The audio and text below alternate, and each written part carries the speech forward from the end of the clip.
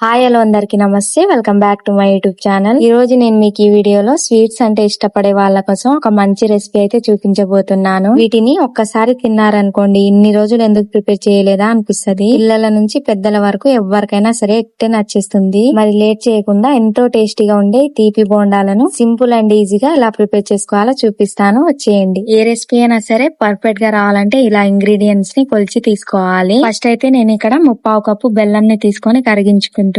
మీరు ఎంత క్వాంటిటీలో ఈ తీపి బోండాలను ప్రిపేర్ చేయాలనుకుంటున్నారో దాన్ని బట్టి బెల్లం ని తీసుకొని ముందుగా కరిగించి పెట్టుకోండి. 1/2 కప్పు బెల్లం కి 1/2 కప్పు వాటర్ అయితే యాడ్ చేసుకోవాలి. మనం ఎంతైతే బెల్లం తీసుకుంటామో సేమ్ అదే క్వాంటిటీలో వాటర్ ని కూడా తీసుకోవాలి. గరిటెతో కలుపుకుంటూ చూడండి, ఈ విధంగా అయితే బెల్లం ని మంచిగా కరిగించి తీసుకోవాలి. ఈ బోండాలను ప్రిపేర్ చేయడానికి నేను ఇక్కడ 1 కప్పు గోధుమ పిండిని అయితే తీసుకుంటున్నాను. మీరు కావాలంటే మైదా పిండితో కూడా ప్రిపేర్ చేసుకోవచ్చు. మనం చేసే ఈ బోండాలు అనేవి క్రిస్పీగా రావడానికి ఇందులోనే 1/2 కప్పు బొంబాయి రవ్వనైతే తీసుకోండి. తర్వాత ఇందులోకి ఇలా చిటికెడు ఉప్పునైతే యాడ్ చేసుకోవాలి. ఉప్పుని మరి ఎక్కువగా యాడ్ చేసుకోకూడదు, ఈ విధంగా చిటికెడు అయితే యాడ్ చేసుకోవాలి. ఇప్పుడు ఇందులోకి మనం కరిగించి పక్కనుంచుకున్న బెల్లం వాటర్ అయితే ఒకేసారి వేయకుండా ఈ విధంగా కొద్ది కొద్దిగా యాడ్ చేసుకుంటూ స్పూన్ తో అయితే కలిపి తీసుకోవాలి. ఒకేసారి వాటర్ ని యాడ్ చేసేస్తే మనకి కన్సిస్టెన్సీ అనేది అంత మంచిగా తెలియదు. బెల్లం నీళ్ళు అనేవి వేడిగా ఉంటాయి కాబట్టి ముందుగా ఇలా స్పూన్ తోనే కలిపి తీసుకోండి. నాకు ఇక్కడ పిండి కొంచెం గట్టిగా అనిపిస్తుంది కాబట్టి మళ్ళీ బెల్లం వాటర్ ని యాడ్ చేసుకుని కలుపుకుంటున్నాను. మనం ఈ పిండిని స్పూన్ తో కలుపుతుంటే మనకి మంచి కన్సిస్టెన్సీ అనేది రాదనమాట. నేను ఇక్కడ వీడియోలో చూపిస్తున్నట్టు ఈ విధంగా అయితే చేత్తో చేస్తూ పిండిని ఒక 5-6 నిమిషాలు బాగా కలుపుకోవాలి. ఇలా మంచిగా కలుపుకున్న తర్వాత ఇందులోకి 1/2 టీ స్పూన్ వంట సోడాని అయితే యాడ్ చేసుకోవాలి. దీన్ని డైరెక్ట్ గా పిండిలో కలిపేయకుండా కొద్దిగా వాటర్ ని దీనిపైన చల్లి ఇలా పొంగిన తర్వాత స్పూన్ తో అయితే బాగా కలుపుకోవాలి.